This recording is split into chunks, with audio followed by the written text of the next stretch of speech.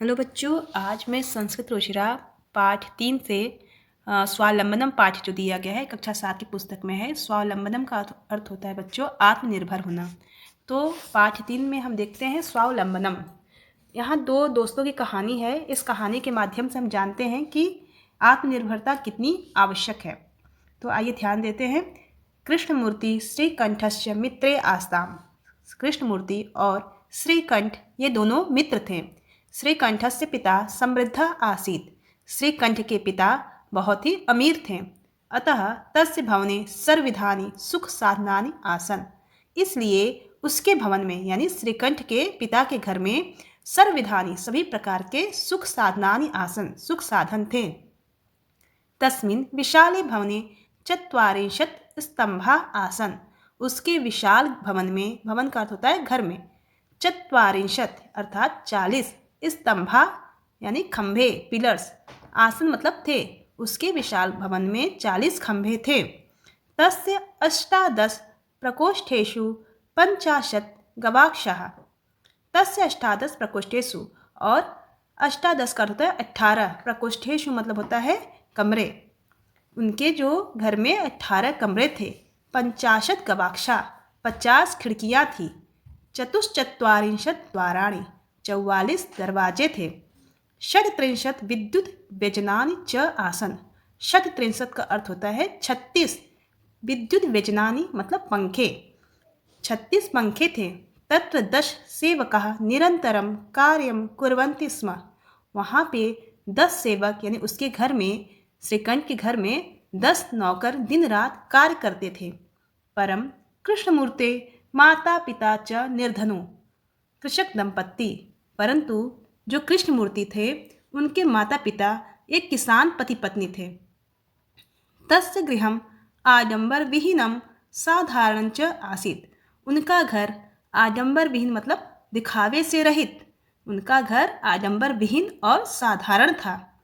एकदा श्रीकंठः तेन सह प्रातः 9 वादने तस्य गृहम अगच्छत्।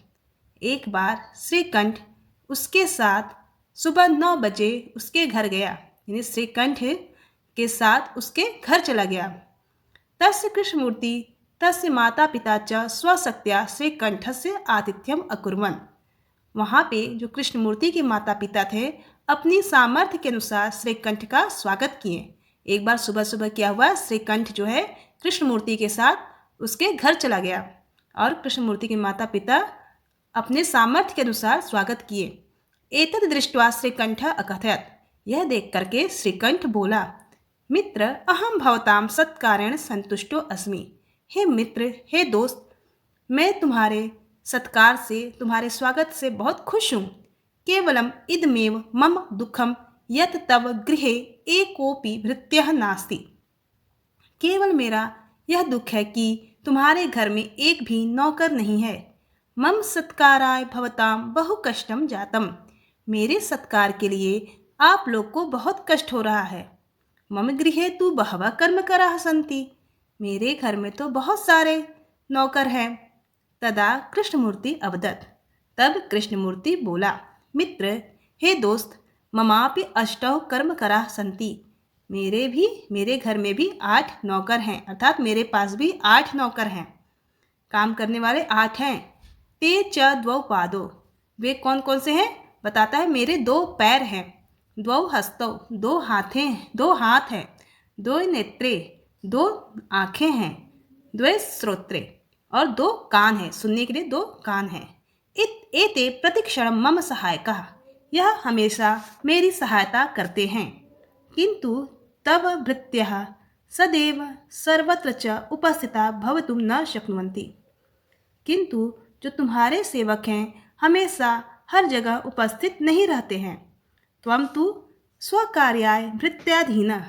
तुम तो अपना कार्य भी नौकरों के अधीन रहते हो, अर्थात अपने कार्य के लिए भी सेवक के ऊपर आश्रित रहते हो।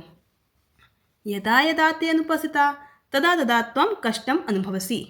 जब जब आपके नौकर अनुपस्थित रहते हैं, अर्थात नहीं आते हैं, तब तब तुमको बहुत कष्ट का अनुभव होता होगा। स्वावलंबने तु सर्वदा सुखमेव न कदापि कष्टम भवति। आत्मनिर्भर रहना तो हमेशा सुख का कारण है, इसमें किसी भी प्रकार का कष्ट नहीं होता है। श्रीकंठ अवदत्, श्रीकंठ बोला, मित्र तव वचनानि श्रुत्वा मम मनसि महती प्रसन्नता जाता। हे मित्र, हे दोस्त, तुम्हारे वचनों को सुनकर मेरे मन में बहुत अधिक प्रसन्नता हुई। अधुना अहमपि स्वकार्याणि स्वयमेव कर्तुम् इच्छामि। अब मैं भी अपना कार्य स्वयं से करूँगा। भवतु 12:30 अच्छा, अब 12:30 बज गए हैं, अर्थात 12:30 हो गए हैं। सांप्रतम गृहम चलामि, इस समय मुझे घर चलना चाहिए, अर्थात मैं अब घर की ओर जा रहा हूँ। बच्चों, ये शब्दार्थ है, आपने नोटबुक में लिख लीजिएगा शब्दार्थ और उसको याद भी करने की पूरा याद कर। बच्चों, यहाँ पे आपको अभ्यास दिया गया है, पाठ 3 स्वावलंबनम का अभ्यास है, अर्थात प्रश्नोत्तर हम बताएंगे। पहले दिया उच्चारण करुत, यानी प्रश्न 1 में केवल उच्चारण करना है, आपको केवल प्रोनाउंसिएशन करना है। छात्र पढ़कर और समझकर अच्छी तरह से उच्चारण करेंगे।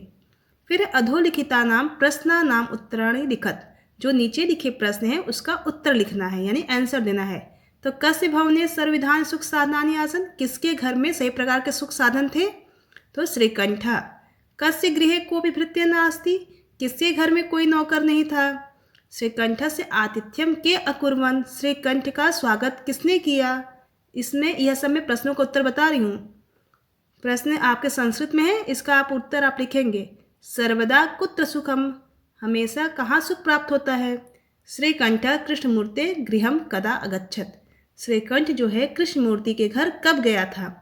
कृष्णमूर्ते कति कर्मकरः सन्ति, कृष्णमूर्ति के पास कितने नौकर थे या कितने नौकर हैं? तो ये सारे प्रश्नों का हिंदी में हम अर्थ बताएं। अब इसका उत्तर आप यहाँ लिखा हुआ है, आप देख करके सही से लिखिए और इसको याद भी कर लीजिएगा। आगे बढ़ते हैं। चित्राणि गणित्वा तन्ने संख्यावाचक शब्दों लिखत, यानी चित्रों को देख करके आप क्या करिए, उनको गणना कीजिए। गणना मतलब काउंटिंग करिए और उसको संख्यावाचक शब्द में लिखना है। ये आप चित्र देखिए, ये बताइए संस्कृत में कितनी संख्या में है? ये सब चित्र देखकर आपको बताना है। संस्कृत में संख्या अगर 11 है तो एकादश लिखेंगे, 12 है तो द्वादश। आप पहले उसको गिनती करिए, गिनती करके उसका लिखेंगे। तो पहले में अष्टादश था, दूसरे में पंचदश, फिर चतुर्विंशति यानी 24, एक विंशति 21, शतत्रिंशति यानी 36, त्रयस्त्रिंशति मतलब 33। फिर ऐसे ही क्वेश्चन नंबर 4 में देखिए, आपको संस्कृत हिंदी नंबर दिया गया है, आपको इसको संस्कृत में लिखना है। उत्तर हमने लिखा हुआ है, आप देख के उतार लीजिए। फिर चित्र दृष्ट्वा मंजूषात पदानि च प्रयुज्य वाक्य, चित्र को देख करके आप हेल्प बॉक्स के द्वारा एक वाक्य की रचना करेंगे। चित्र देखिए, पहले में एक किसान 2 बैलों के साथ है। फिर दूसरे चित्र इधर आइए तो देखिए 2 किसान हैं और फावड़ा लिए हुए हैं। फिर इसके बाद किसान लोग क्या कर रहे हैं, खेतों में धान की या किसी चीज़ की खेती कर रहे हैं। तो आप ऐसे देख करके इसमें हेल्प बॉक्स के थ्रू यहाँ पे लिखेंगे। ऐसे मैंने लिखा हुआ है, आप अपने कॉपी पे देख के उसको उतार लीजिए और पुस्तक में भी कर लीजिएगा। प्रश्न नंबर 6 में देखिए, समय दिया है, आपको समय संस्कृत बताना है। जैसे 7 बज रहा है, 7 बजे को संस्कृत में क्या बोलेंगे हम? तो इसका उत्तर यहाँ लिखा हुआ है, आपने कॉपी पे अवश्य कर ले।